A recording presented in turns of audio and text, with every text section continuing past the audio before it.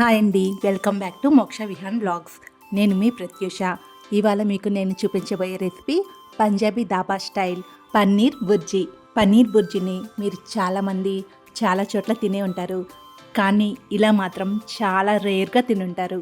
దీని రుచి అయితే మామూలుగా ఉండదు. ఒక్కసారి తింటే చాలు, జీవితంలో మర్చిపోలేనంత బాగుంటుంది. చేసుకోవడం కూడా అంత కష్టమేం కాదండి, చాలా ఈజీగానే చేసుకోవచ్చు. ఇంకా మరి ఆలస్యం చేయకుండా రెసిపీలోకి వెళ్ళిపోదామా? రెసిపీలోకి వెళ్ళబోయే ముందు ఒక చిన్న రిక్వెస్ట్ అండి.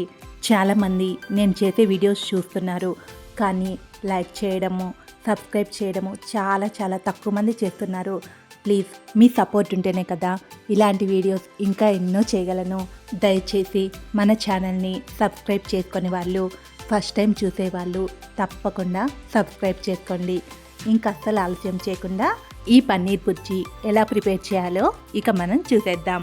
ముందుగా స్టవ్ వెలిగించుకొని ప్యాన్ పెట్టుకొని, ప్యాన్ వేడెక్కగానే అందులో 2 స్పూన్ల శనగపిండిని తీసుకోండి.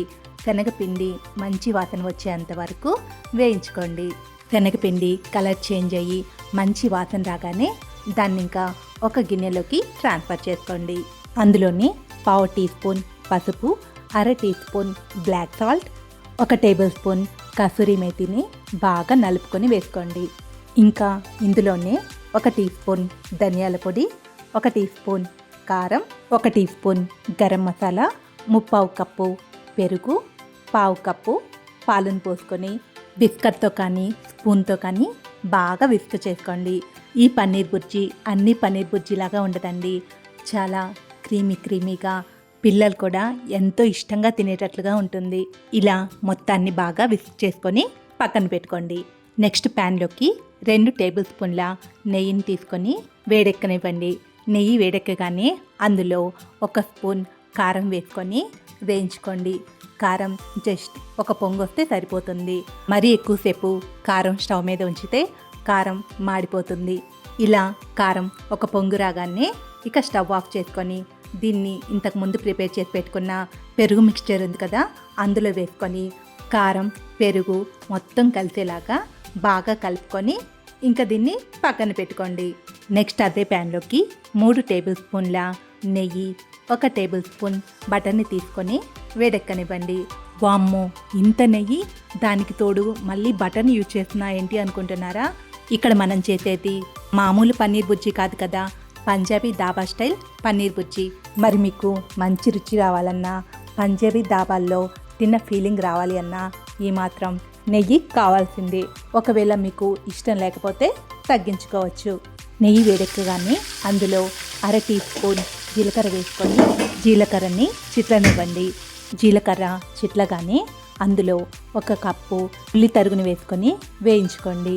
అందులోనే 2 పచ్చిమిర్చి తరుగు కూడా వేసుకొని వేయించుకోండి. ఉల్లిపాయలు గోల్డెన్ బ్రౌన్ కలర్ వచ్చేంత వరకు వేయించుకోండి. ఉల్లిపాయలు ఇలా వేగుతున్న టైంలోనే ఇందులో 1 ఇంచ్ అల్లాన్ని ఈ విధంగా తరుక్కొని వేసుకోండి. ఒకవేళ ఇలా తరుక్కోవడం మీకు కష్టం అనిపిస్తే మామూలుగా తరుక్కొనైనా వేసుకోవచ్చు. ఉల్లిపాయలు గోల్డెన్ బ్రౌన్ కలర్లోకి రాగానే అందులో 1 కప్పు టొమాటో ముక్కలను కూడా వేసుకొని మొత్తాన్ని ఒకసారి బాగా కలుపుకొని మూత పెట్టుకొని మధ్యలో కదిలించుకుంటూ టొమాటోల్ని బాగా మగ్గనివ్వండి. టొమాటోల్ని మధ్యలో చెక్ చేసుకుంటూ ఉండకపోతే టొమాటోలు అడగండిపోతాయి. మధ్యలో ఇలా టొమాటోలు మగ్గాయో లేదో చూసుకునే టైంలోనే రుచికి సరిపడా ఉప్పు వేసుకొని మొత్తాన్ని ఒకసారి బాగా కలుపుకోండి. టమాటోలు ఇలా పూర్తిగా మగ్గిపోగానే ఇందులో ముందుగా ప్రిపేర్ చేసుకున్న పెరుగు మిశ్రమం ఉంది కదా, ఆ మిశ్రమాన్ని ఇందులో వేసుకోండి.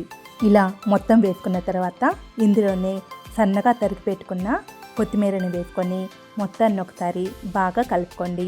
ఈ విధంగా మొత్తాన్ని కలుపుకున్న తర్వాత 2 నిమిషాలు స్టవ్ మీద అలాగనే ఉండనివ్వండి. 2 నిమిషాల తర్వాత మళ్ళీ మొత్తాన్ని ఒకసారి బాగా కలుపుకొని అందులో 4 టేబుల్ స్పూన్ల వేడి నీళ్ళని పోసుకొని మొత్తాన్ని ఒకసారి మళ్ళీ బాగా కలుపుకొని నెయ్యి మొత్తం పైకి తేలేంత వరకు మూత పెట్టుకొని వేగనివ్వండి. 2 నిమిషాల తర్వాత మూత తెరిచి చూస్తే చూడండి, ఆయిల్ ఎంత బాగా పైకి తేలుతూ ఉందో. ఇప్పుడు కర్రీని మళ్ళీ మొత్తాన్ని ఒకసారి బాగా కలుపుకోండి.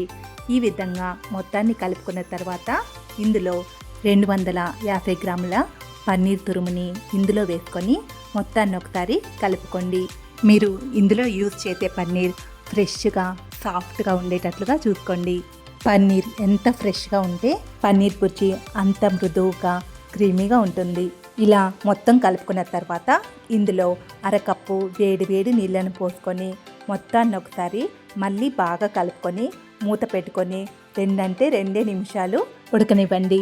2 నిమిషాలు అయితే సరిపోతుంది. పన్నీర్ మసాలాలన్నీ పూర్తిగా అబ్జార్బ్ చేసుకుంటుంది. 2 నిమిషాల తర్వాత మూత తెరిచి మళ్ళీ మొత్తాన్ని ఒకసారి బాగా కలుపుకొని సన్నగా తరిగి పెట్టుకున్న కొత్తిమీర తరుగు వేసుకొని కలిపేసుకొని ఇక స్టవ్ ఆఫ్ చేసుకోండి. ఈ రెసిపీకి నెయ్యి బటర్ ఉంటేనే పంజాబీ దాబాల్లో తిన్న ఫీలింగ్ వస్తుంది. బుర్జీని ఇక్కడ నేను వీడియోలో ఏ విధంగా అయితే చూపించానో అదే విధంగా ట్రై చేయండి. మీకు ఖచ్చితంగా నచ్చి తీరుతుంది. ఇక పన్నీర్ బుర్జీని సర్వింగ్ బౌల్లోకి ట్రాన్స్ఫర్ చేసుకోండి. ఈ కర్రీని రోటీ, చపాతీ, నాన్ ఇంకా పరోటా అన్నంతో అయినా తీసుకోవచ్చు. చాలా అంటే చాలా రుచిగా ఉంటుంది. ఒక్కసారి ట్రై చేయండి. దీని రుచి జీవితంలో మర్చిపోలేరు. మళ్ళీ మళ్ళీ ఇలానే చేసుకొని తినాలి అనుకుంటారు. ఇంకా అస్సలు మీరు ఆలస్యం చేయకుండా ఈ పన్నీర్ బుర్జీని ట్రై చేసి ఎలా కుదిరిందో నాకు కామెంట్ చేయండి. నేను చేస్తున్న ఈ వీడియోస్ అన్నీ మీ అందరికీ నచ్చినట్లయితే లైక్ చేయండి. మీ ఫ్రెండ్స్కి రిలేటివ్స్కి షేర్ చేయండి. మీ సపోర్ట్, మీ బ్లెస్సింగ్స్ నాకు చాలా వాల్యుబుల్. అవి నాకు ఎప్పుడు ఇస్తూ ఉండండి. Thank you for watching my videos.